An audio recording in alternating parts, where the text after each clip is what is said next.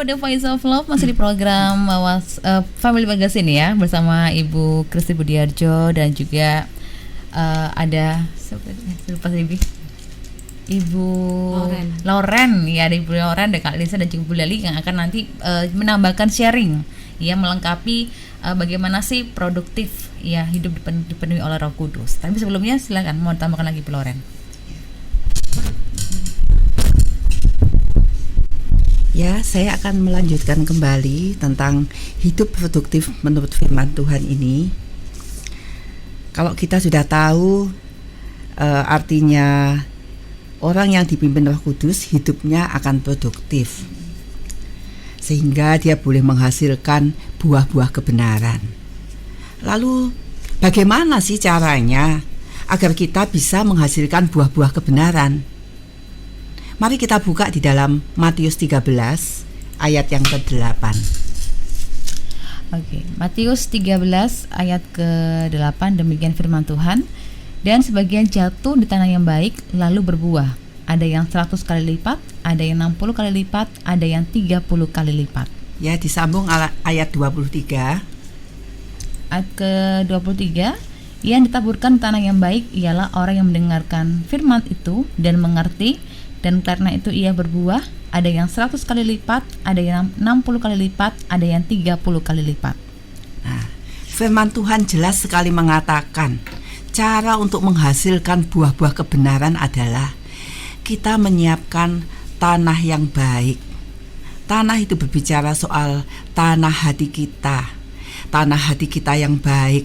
Tanah hati yang baik itu yang bagaimana? Tanah hati yang baik adalah tanah hati yang lembut, yang mau dididik, yang mau diajar, mau dikoreksi, mau diarahkan. Menjadi tanah hati seperti seorang murid yang siap. Tanah hati yang baik itu siap untuk ditaburi benih. Kemudian dengan tanah hati itu kita menerima firman, benih firman. Kita menerima, kita merenungkan, dan kita melakukannya di dalam kehidupan kita. Artinya kita menjadi pelaku-pelaku firman. Dengan tahu caranya untuk menghasilkan buah-buah kebenaran ini, maka tidak ada lagi alasan buat kita untuk kita berkata tidak bisa produktif. Karena dari kita selama hidup kita semua punya hati, kan? Hati seperti apapun, ketika hati kita keras pun berikan kepada Tuhan. Dia adalah seorang pembajak yang baik.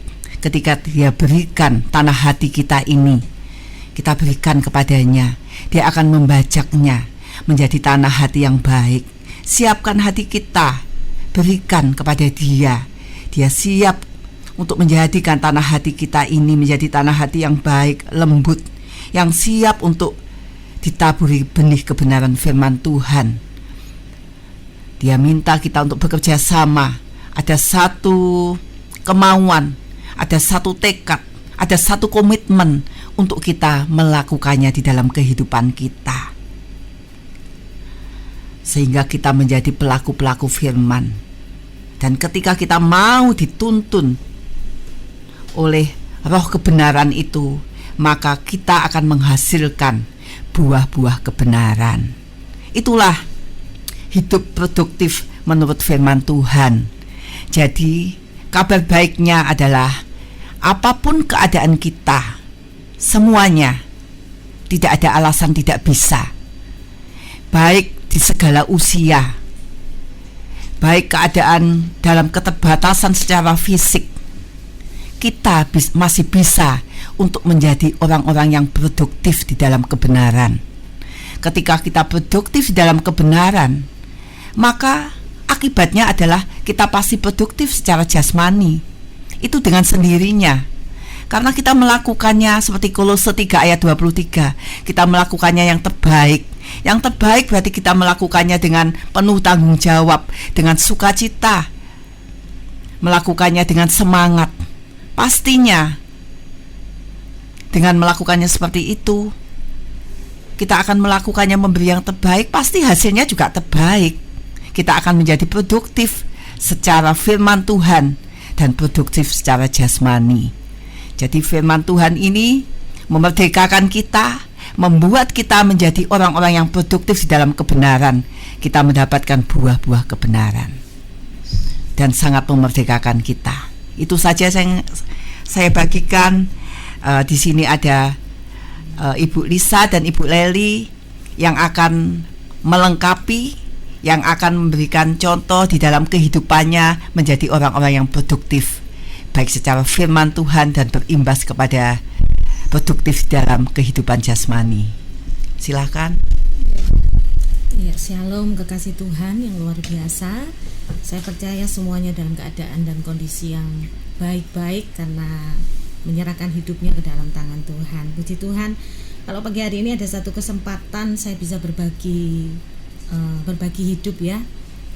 Kan saya juga percaya bahwa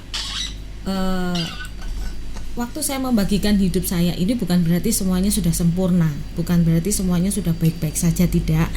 Tapi proses tetap berjalan, tetapi respon-respon itu yang berubah dari hidup kita ya. Saya mengawalinya, saya ini adalah ibu rumah tangga biasa ya, punya 2 orang anak laki-laki yang luar biasa, puji Tuhan ya. Kegiatan saya juga sebagai ibu rumah tangga, mengelola catering kecil-kecilan di rumah. Saya bekerja seperti itu. Nah, dari situ kalau dulu saya belajarnya begini ya, waktu saya belum terlalu pulih, setengah-setengah ini ya. Pola pikir saya waktu saya melakukan segala sesuatu itu yang saya pikirkan keuntungan, dan keuntungan.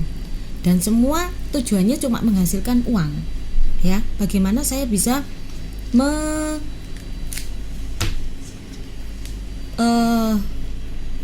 istilahnya sebetulnya fungsi saya itu kan sebenarnya cuma untuk menolong ya, membantu, melengkapi saja. Tetapi saya berpikiran bahwa saya harus menghasilkan lebih dan itu yang membuat pikiran saya, hati saya itu tidak mendatangkan kebaikan, tidak mendatangkan damai sejahtera, karena saya melakukan semua itu dengan kekuatan saya sendiri. Dan itu yang membuat saya capek secara jasmani iya, apalagi secara pikiran, secara mental saya sangat-sangat capek sendiri. Dan waktu saya merasa capek, yang keluar itu cuma satu, ngelihat suami gitu ya, ngelihat suami yang di rumah terus santai-santai gitu ya, itu jadi kayak gergeten, kayak sebel gitu loh ya. Kenapa kok aku ini sudah banting tulang, seperti tadi Bu Lauren juga sempat menyampaikan ya, bangga gitu ya, merasa bangga kalau sudah jungkir balik gitu ya, katanya kepala buat kaki, kaki buat kepala gitu katanya ya. Tapi padahal ya enggak seperti itu ya. Ternyata itu membuat saya sendiri capek, membuat saya sendiri stres ya, dan membuat ada tekanan-tekanan yang sebetulnya bukan dari luar. Tekanan itu ternyata tekanan itu dari diri saya sendiri, karena pola saya yang salah, mindset saya yang salah, paradigma saya yang keliru. Itu mempengaruhi suasana di rumah ya, karena saya capek, saya pegel hati, istilahnya ya, pegel hati. Anak-anak kena, suami juga kena cemberutan saya gitu ya, ya semuanya kena imbasnya. Tapi begitu saya disadarkannya dengan cara apa? Dengan cara saya belajar, saya dimuridkan sama Bu Christine ya.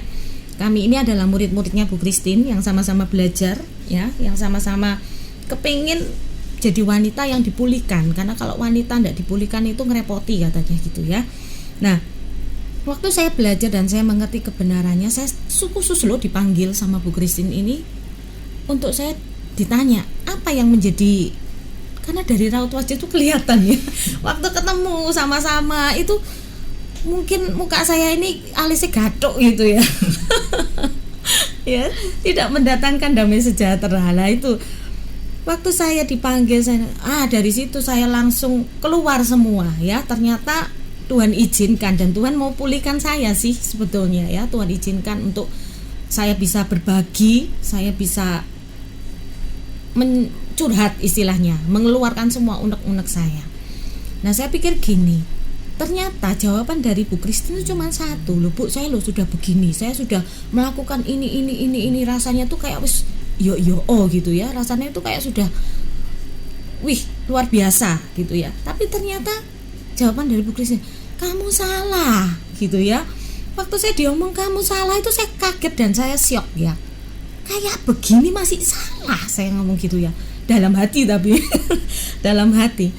Waktu saya merenungkan kembali, kamu salah, ya salahnya di mana ini ya. Terus saya pikir-pikir lagi, saya juga karena saya belajar untuk saya mau jadi wanita yang pulih, saya minta Roh Kudus yang membantu saya untuk saya mengerti apa yang ngomong salah itu di sisi yang mana gitu ya. Karena saya merasa saya sudah benar, saya sudah melakukan bagian saya sudah menjaga, walaupun ngamuknya di dalam hati, tapi saya tidak nyemprot suami saya, enggak ya, saya enggak banting pintu atau apa, enggak. Tapi dari situ Bu Christine masih bilang kamu itu masih salah. Salahnya di mana? Karena kamu masih pakai kekuatan kamu sendiri, pakai caramu sendiri, mbok pikir-pikir dewe, ya kamu capek, katanya gitu.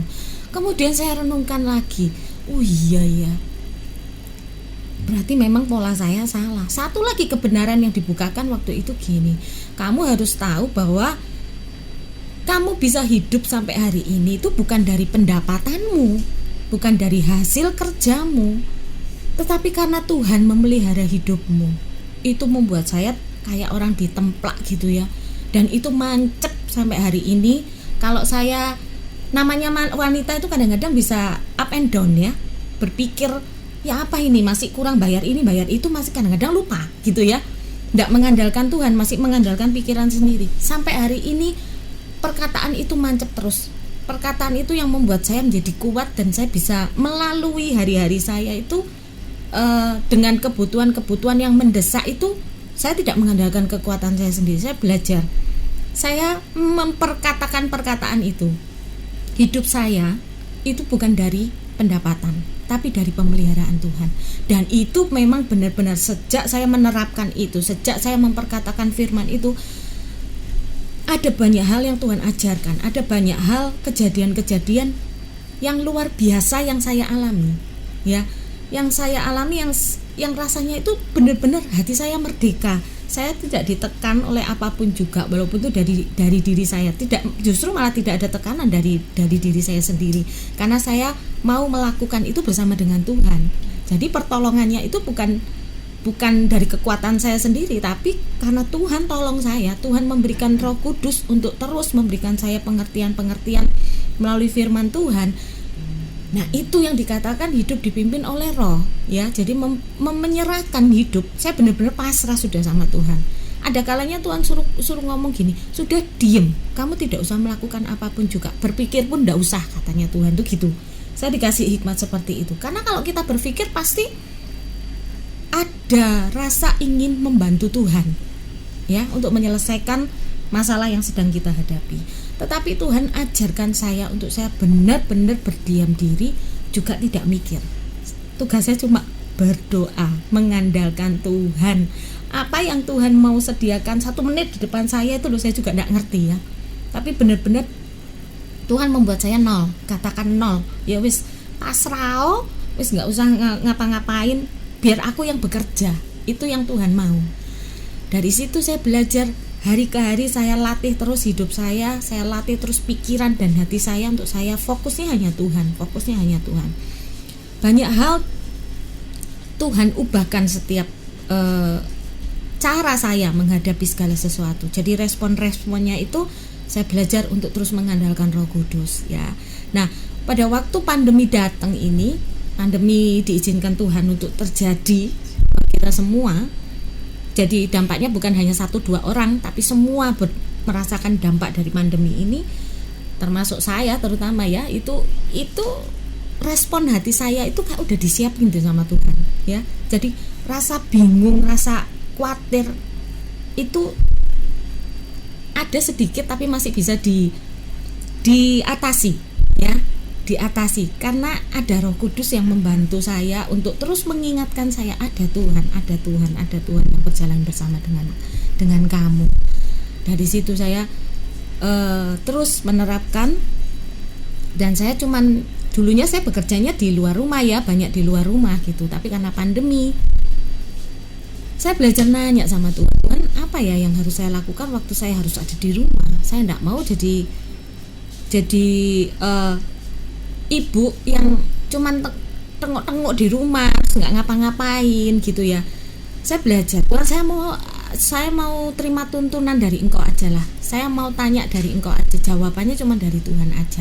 Karena hidup saya itu apa kata Tuhan, saya ngomong gitu sama Tuhan ya. Saya berdoa, saya minta tuntunan Tuhan. Ada banyak hal itu yang Tuhan bukakan dan Tuhan singkapkan. Dari situ Tuhan berikan saya hikmat. Kamu kan bisa masak gitu ya. Dulu catering saya sempat berhenti, beberapa tahun sempat berhenti. Tuhan ngomong, ayo apa yang kamu bisa sekarang ya itu aja yang dilakukan, nggak usah cari-cari yang lain ya. Jadi saya waktu itu nyoba lagi, kenalan saya, langganan saya dulu yang lama yang sudah saya off-kan, saya tawarin lagi. Loh, dari situ kok ada respon. Dia ngomong gini, puji Tuhan ya, aku ini sudah berdoa lama loh, nunggu mbok tawari, katanya gitu. Oh puji Tuhan, dari situ ada satu antusias yang lebih lagi ya. Yang tadi Bu Loren ngomong bahwa antusias itu keluar dari diri saya. Oh berarti benar wis ini aku tidak salah gitu ya. Terus saya mau kembangkan, dan puji Tuhan dari situ Tuhan banyak belajar dari saya. Dari saya memasak pun Tuhan ubah ya. Saya memasak dengan hati, kata Bu Loren tadi ya, dengan kasih, menyiapkannya dengan kasih, dengan cintanya Tuhan. Saya setiap kali mau masak, saya cuma berdoa Tuhan, karena tes itu juga mempengaruhi ya. Kalau orang masak dengan kasih, dengan orang masak dengan hati yang dongkol itu beda rasanya pasti, walaupun dia tukang masak profesional sekalipun ya. Kalau hatinya tidak beres, hatinya tidak pulih rasa, itu mempengaruhi. Saya terus berdoa sama Tuhan. Waktu saya mau masak, mau memulai segala sesuatunya, saya doa sama Tuhan. Tuhan yang bekerja, Tuhan tuntun saya, Tuhan yang pimpin saya. Nah dari situ luar biasanya ya. Pada waktu kita memiliki hidup yang dipimpin oleh Roh dan kita menyerahkan hidup kita sepenuhnya kepada Tuhan, apa yang jadi bagian kita lakukan, tapi melakukannya dengan hati yang penuh dengan sukacita. Ada satu respon-respon. Dampak dari respon itu adalah orang-orang yang ada di sekeliling kita.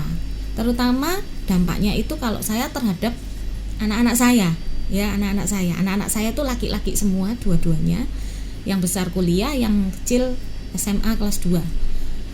Saya puji Tuhannya, waktu saya memulai catering ini, mereka itu bisa menyediakan diri untuk mereka itu menghantarkan catering saya ke pelanggan-pelanggan ya. Jadi Tuhan sediakan satu bentuk kerjasama yang luar biasa antara saya dan anak saya ya, tanpa ada pemaksaan, tanpa ada tekanan. Yang penting bisa atur waktu aja, karena mereka di sela-sela itu juga mereka lagi Zoom untuk sekolah, untuk kuliah. Saya tanya, kamu kosong jam berapa gitu ya. Selama mereka bisa nganter, mereka yang nganterin. Kalau mereka nggak bisa, ya saya setelah masak saya harus antar ke pelanggan-pelanggan. Dari situ saya tuh flashback gitu ya, rasanya Tuhan ini luar biasa ya. Di masa-masa seperti ini kami pun tidak kekurangan. Saya mikir cuman masih bisa makan itu sudah puji Tuhan ya. Masih bisa hidup ini terus berlanjut. Makanya saya percaya bahwa memang benar-benar hidup saya ini bukan dari pendapatan, dari pemeliharaan Tuhan. Ya, ada kalanya juga waktu catering ini saya nge-share menu gitu ya. Mungkin menunya kurang cocok sama mereka, jadi hari itu harus libur.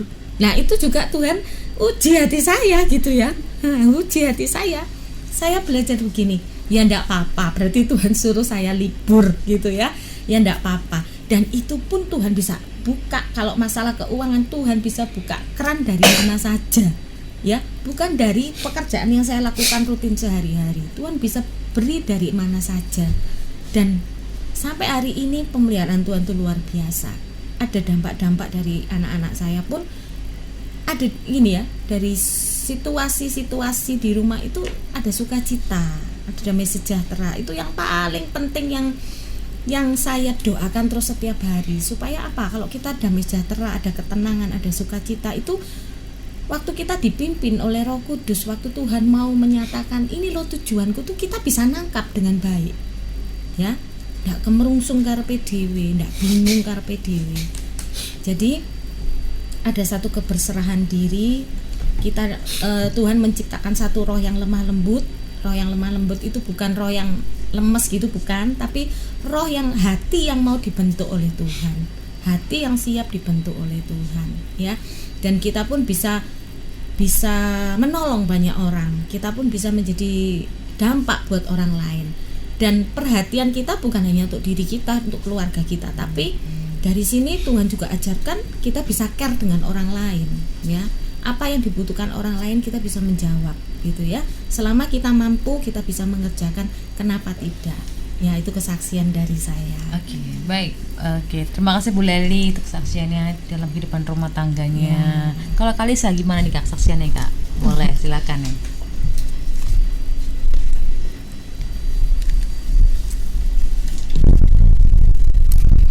Oke, ya tadi mungkin tadi sudah didengar dari sisi ibu-ibu ya yang rumah tangga yang dengan kesibukannya dengan keluarga, anak-anak, dengan suami ya. Nah sekarang bagaimana dengan saya yang single gitu ya. Jadi ya kita tahu kalau yang single itu kita punya kebebasan yang luas sekali gitu ya. Kita punya kebebasan yang kita bisa punya waktu dan kita atur sendiri gitu. Kita bisa melakukan apapun sesuka hati. Jadi kalau Ibu Loren dan Ibu Leli itu dia ada anak dan suami di rumah ya. Jadi pasti melakukan sesuatu pasti ada tergantung dengan keadaan atau tuntutan dari keluarga juga gitu. Tapi kalau saya yang single ya, karena ini kita berbicara mengenai topik yang produktif gitu ya. Nah contoh ya, kalau single itu kadang-kadang bermasalah dalam mengatur waktu atau mengambil keputusan-keputusan untuk dirinya sendiri. Misal seperti bangun tidur. Nah kalau biasanya sebelum masa pandemi mungkin kesibukan tuh banyak aja ya, aktivitas dengan teman atau aktivitas dengan komunitas itu banyak sekali gitu. Tapi saat sekarang, apalagi waktu sempat yang lalu ada PSBB kan, nah masalah tidur, bangun tidur gitu ya, masalah bangun tidur itu kalau single itu mana ada yang bangun-bangunin gitu. Masa malah berdada gitu ya.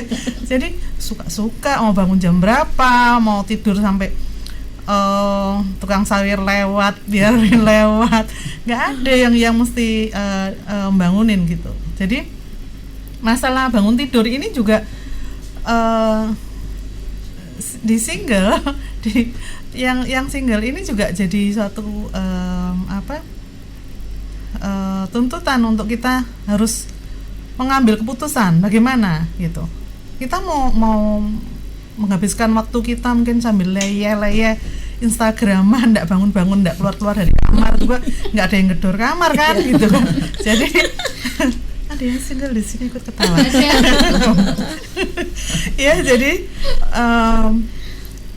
kita saya pagi hari itu juga langsung punya keputusan. Jadi saya nggak mau tidur enak-enakan gitu, karena saya sendiri juga orangnya itu nggak bisa diem gitu ya. Jadi kalau pagi pun saya sudah ngambil keputusan mau jalan pagi, lari pagi atau mau apa. Jadi bangun pagi ngerasain gitu loh, bangun ngerasain hawa dingin gitu. Kita tuh bisa memberi support untuk diri kita sendiri ya, mengucap syukur oh Tuhan itu ngasih hari yang baru gitu ya, adem hawanya gitu kan, moodnya kita ini juga jadi lebih enak gitu kan ya gitu. Jadi itu yang saya lakukan gitu ya. Kalau emang capek ya agak molor lah, bangun agak siang, tapi itu kadang-kadang gitu ya. Jadi saya menggunakan waktu-waktu saya itu jadi lebih efektif gitu, lebih produktif gitu. Kalau tidur siang ya, kalau single tuh bisa tidur siang loh, mungkin nggak tahu yang ibu-ibu ini nggak ada yang mama gitu. Kalau saya bisa tidur siang gitu, tapi juga saya membiasakan diri, jadi mengambil keputusan tidur siang ya kalau capek gitu, mau setengah jam, seperempat jam gitu, diem sebentar gitu ya, setelah itu ya harus aktif lagi gitu. Jadi saya tidak membiasakan diri saya itu untuk dipimpin oleh diri saya sendiri gitu ya, karena kebetulan saya juga seperti tadi sudah sampaikan, kalau saya juga ikut pemuritan di Ibu Christine ya. Nah mindset saya, pikiran saya itu juga pasti sudah dirubahkan gitu loh. saya sudah mengambil keputusan bagaimana hidup saya single, tapi saya juga harus bisa berdampak ke orang lain gitu. Saya juga tidak mau membiarkan hidup saya dipimpin oleh pikiran saya, ego saya, karena kalau Bu Christine ingetin itu ya, single itu tidak ada remnya kalau belum bahaya katanya. Jadi ya itu, jadi saya juga memang benar gitu, saya mengiyakan juga ini kalau misalnya single itu kalau remnya belum bahaya gitu, karena kita juga bisa ngambil keputusan sendiri yang tidak memberi dampak kepada orang lain gitu, beda dengan ibu-ibu ya. Jadi saya juga mengambil keputusan gimana supaya saya juga bisa tetap bertumbuh gitu, bertumbuh dalam Tuhan, mempunyai pemikiran sesuai dengan kebenaran ya. Tadi kan sudah sampaikan juga dengan Bu Loren, bagaimana sih kalau kita hidup dalam kebenaran tuh apa dampaknya gitu, bukan terhadap diri kita sendiri tapi juga terhadap orang lain gitu. Jadi saya tidak menggunakan waktu-waktu luang saya itu untuk hal-hal yang tidak produktif. Jadi saya juga ikut pemuritan gitu. Jadi dalam ikut pemuritan itu pemuritan untuk diri saya sendiri ya. Jadi ada kelas pemuritan gitu ya, yang saya juga belajar banyak di situ gitu. Jadi sebagai single nggak jadi egois, mikirkan dirinya sendiri gitu ya. Jadi saya juga lebih banyak belajar malahan ya. Jadi pada saat saya mengaplikasikan apa yang saya pelajarin itu, saya juga bertumbuh di situ gitu, bertumbuh untuk diri saya sendiri ya.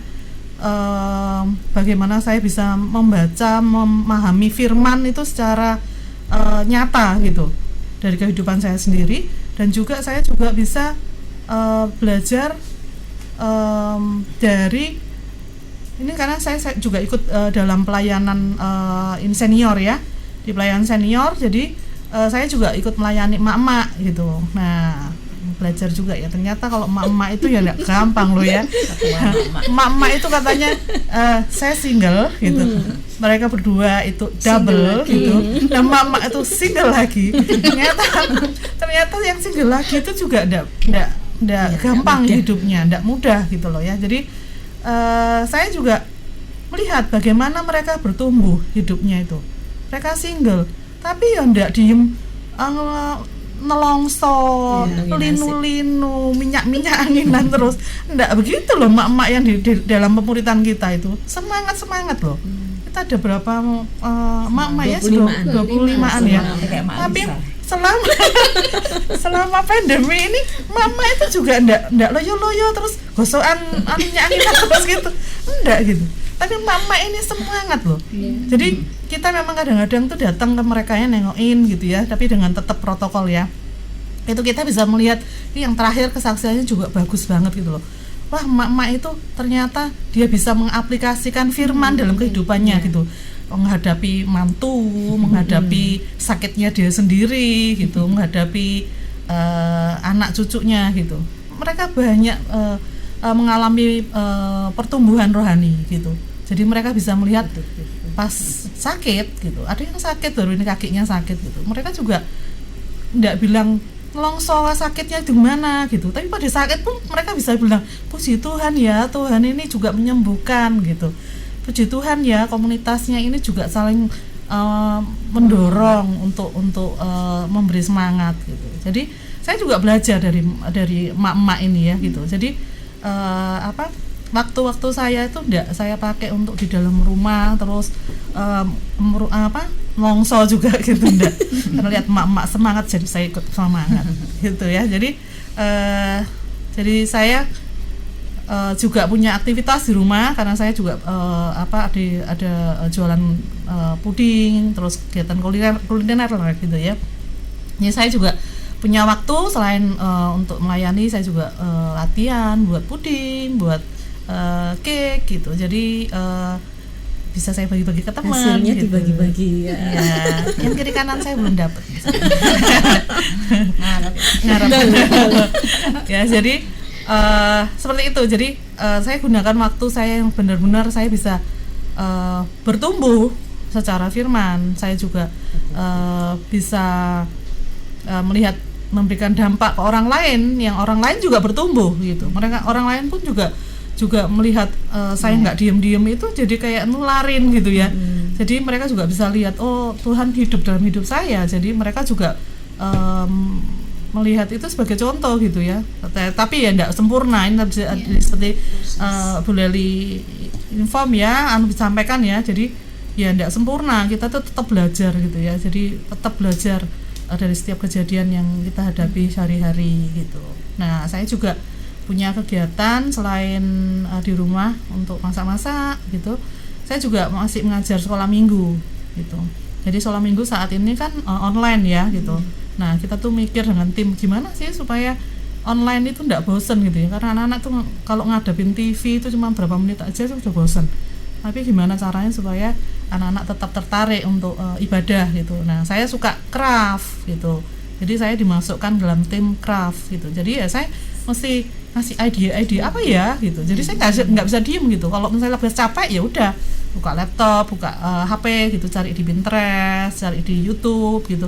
Aktivitas apa yang saya bisa berikan ke tim sekolah minggu sehingga mereka bisa tetap atraktif untuk anak-anak seperti itu gitu ya. Jadi untuk teman-teman saya mungkin yang dengar atau teman-teman yang single gitu, jangan jangan menghabiskan waktu untuk merenungin diri gitu loh.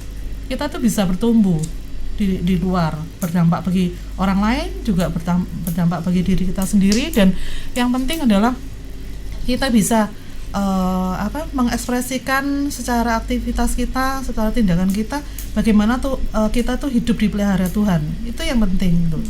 Ya, jadi jangan nelongso gitu. Jadi banyak teman-teman saya juga yang kadang-kadang saya ajakin, ayo ikut ini gitu. Ada aja alasannya. Ada yang kucingnya sakit, aku harus ya itu gitu. Jadi kita harus bisa produktif gitu loh. Waktu jalan terus ya. Jadi kita kalau yang ibu-ibu ini kita mungkin barometernya itu lihat anak kan. Wah, anak-anak SD, SMP, SMA gitu ya. Tapi baru kuliah gitu ya. Tapi kalau yang kita single itu barometer kita ya tanggalan itu gitu. Nah, bentar lagi 30, 40, 50 gitu. Nah, terus kita tuh mau ngapain gitu loh. Karena saya tuh puji Tuhan ya, saya tuh juga bisa punya pelayanan di emak-emak ini ya gitu. Jadi saya bisa refleksi gitu loh. So someday gitu. Ada saat saya ada di situ gitu. Saya mau apa gitu loh, mau mak-mak yang nelongso terus mencucu cerita flashback mantune dulu tak gini gitu. Sementara mak-mak yang depan saya tuh enggak gitu loh, enggak flashback gitu loh. Jadi mereka itu mengekspresikan hari-harinya itu saat ini gitu loh. Jadi enggak ada kepahitan lama gitu tuh muncul sehingga mereka ruwet sendiri, nesu sendiri, baper sendiri gitu. Mereka kan enggak gitu. Jadi itu juga jadi macu saya gitu loh. Jadi saya mikir besok tuh harus gini gitu. Jadi jangan besok tuh jadi nyebelin gitu ya, dijauhin semua orang gitu. Wah, kesian deh ya. Oke, jadi buat saya itu ya, jadi tetap kita harus berkarya dan berdampak sesuai dengan firman Tuhan yang kita pelajarin. Dan tadi seperti di mana ya, Korintus ya, yang kita harus melakukan semua itu Kolose ya, yang 2:3 supaya kita melakukan sesuatu dengan sepenuh hati, seperti kita melakukannya bukan untuk diri kita sendiri tapi untuk Tuhan. Ya, jadi saya itu. Oke, baik. Terima kasih untuk Kak Lisa ya. Ini sharing yang sangat luar biasa ya, berkesan ya, dari berbagai segmen kondisi ya. Seorang wanita, ibu rumah tangga ya. Meskipun mungkin Anda mungkin nih beberapa kasus Anda yang mungkin di rumah, yang mungkin kondisinya mungkin hanya di rumah aja, ibu rumah tangga, mungkin pikirnya bahwa aku nih nggak ada kegiatan atau mungkin sepertinya kayak nggak bermanfaat, tapi sebenarnya ada hal ya, banyak yang bisa dikerjakan. Juga para single juga mungkin katakan bahwa mungkin dianggap santai, tapi sebenarnya bisa jadi berdampak di saat kita bisa mengeluarkan yang namanya sebuah kapasitas atau mungkin meluangkan waktu. Tapi memang benar berkesan, seringkali para wanitanya bisa katakan lemah ya, belum lagi dalam kutip ya, belum lagi kalau saatnya waktunya, aduh dilep, nah udah dibawa perasaan, udah kayak nggak usah ngapa-ngapain ya. Beda dengan pria ya, tapi pria minggu depan ya Bu ya, minggu depan. Nah itu kita lihat produktif dari sisi pria. Seperti apa? Silakan Bu Christine, mau tambahkan Bu Christine. Ya, kalau ini masih ada waktu ya? Ada. Nggak ada pertanyaan kah? Belum ada. Belum ada. Berarti sudah jelas ya? Iya, bisa di sini. Iya. Kalau sekarang saya juga mau sharing nih ya. Kalau dari sisi saya sebagai saya ibu rumah tangga biasa sebetulnya juga waktu saya lebih banyak untuk pelayanan ya. Sebagai pemimpin juga ya, pembina baik dalam perusahaan maupun di komunitas pemuritan. Nah, bagaimana saya bisa produktif? Kan banyak orang gini, kalau pelayan Tuhan itu masa pandemik gini kan cuti panjang. Nggak ada yang Cuti dilakukan. panjang ya.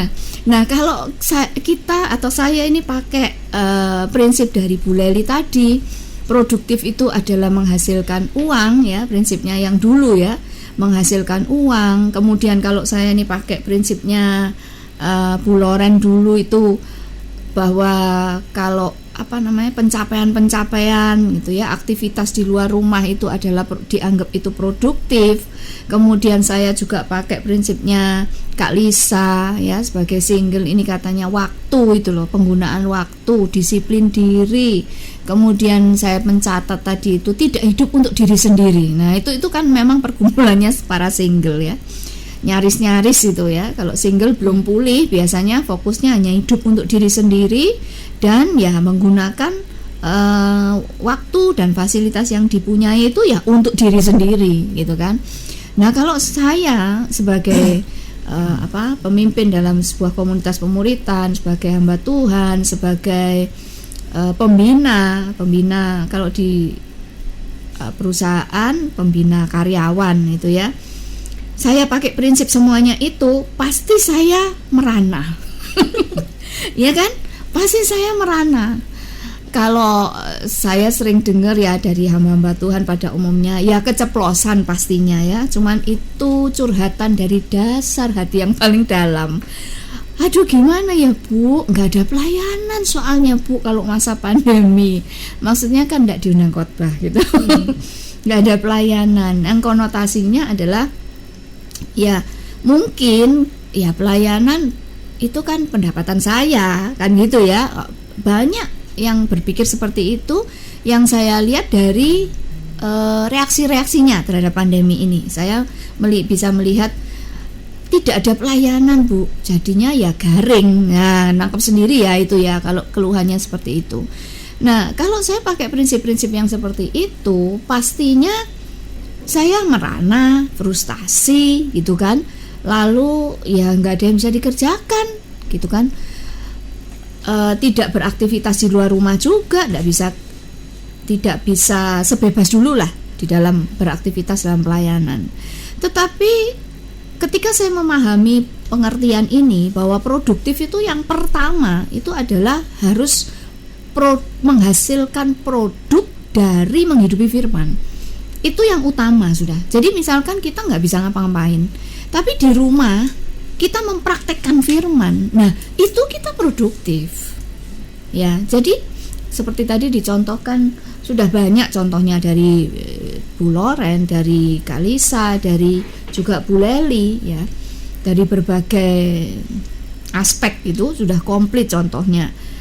Nah, kalau kita menyadari bahwa produktif itu ukurannya tidak hanya terbatas menghasilkan uang. Produktif itu bukan berarti kalau saya bisa mencapai ini itu gitu ya. Tapi yang utama sekali yang menjadi makna produktif paling mendasar ya, bagaimana kita ini sebagai umat tebusan Kristus mempraktekkan firman dan menghasilkan buah kebenaran itu, buah dari menghidupi kebenaran itu. Nah, kalau kita sudah memahami ini dan kita hidupi, kita lakukan, dan itu juga yang saya praktekkan selama pandemik ini, saya tidak jadi merana, mengasihani diri, frustasi ya, seolah-olah pandemik ini benar-benar membuat garing gitu ya.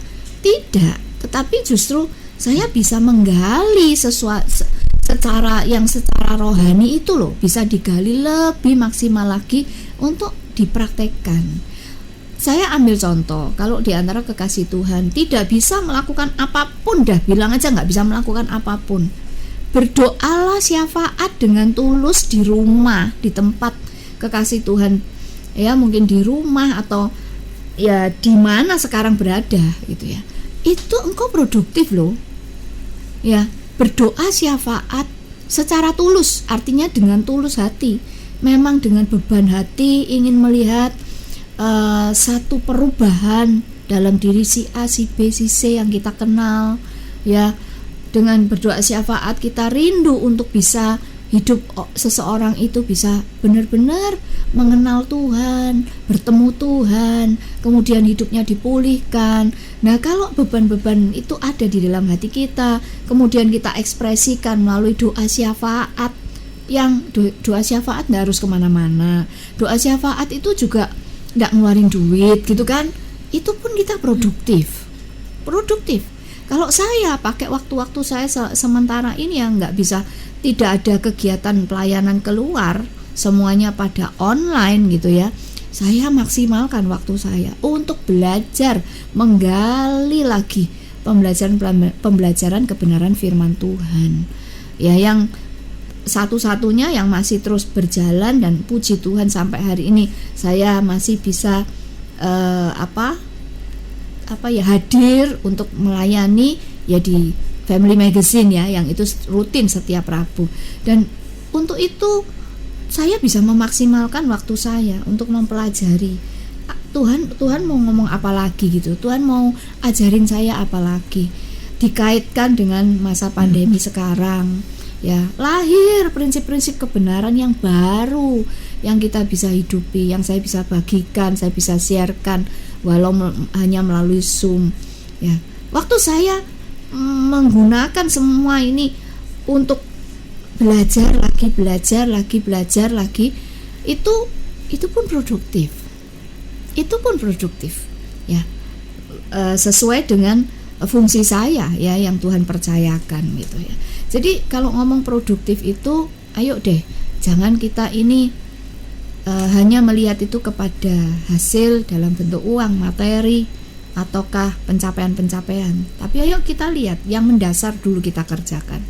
Sudah produktif nggak kita ini dalam mempraktekkan firman Tuhan?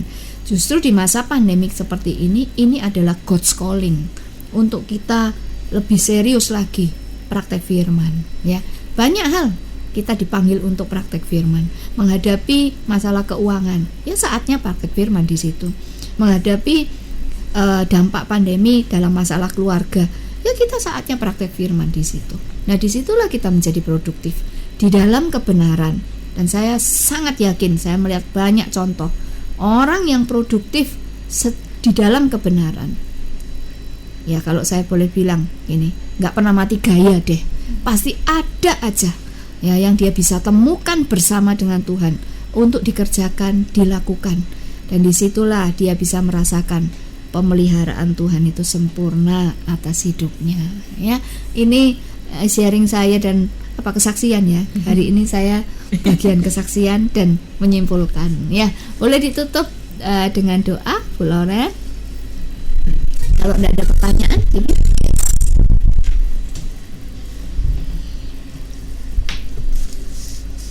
Ya, mari sebelum mengakhiri kita akan tutup di dalam doa. Bapa, kami bersyukur buat siang hari ini.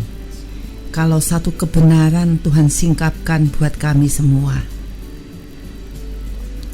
Kami tahu Engkau Allah yang terus berjuang atas hidup kami. Pada saat ini kami sudah mengerti tentang produktif di dalam kebenaran-Mu ya Bapa.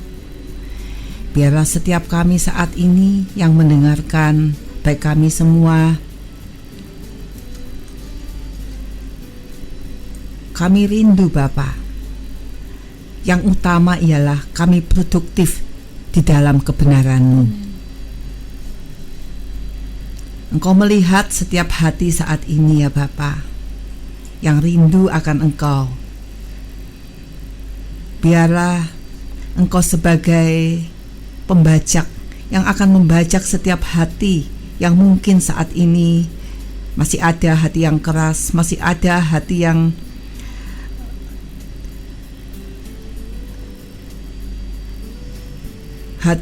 tidak mau ya Bapa. Tetapi lewat kebenaran-Mu saat ini, Roh Kudus. Engkau melembutkan hati setiap hati yang membutuhkan, sehingga dengan kelembutan hati ini, benih kebenaran-Mu yang ditaburkan akan bertumbuh. Tidak hanya bertumbuh, tetapi akan berbuah-buah buat setiap yang merindukannya, ya Bapa.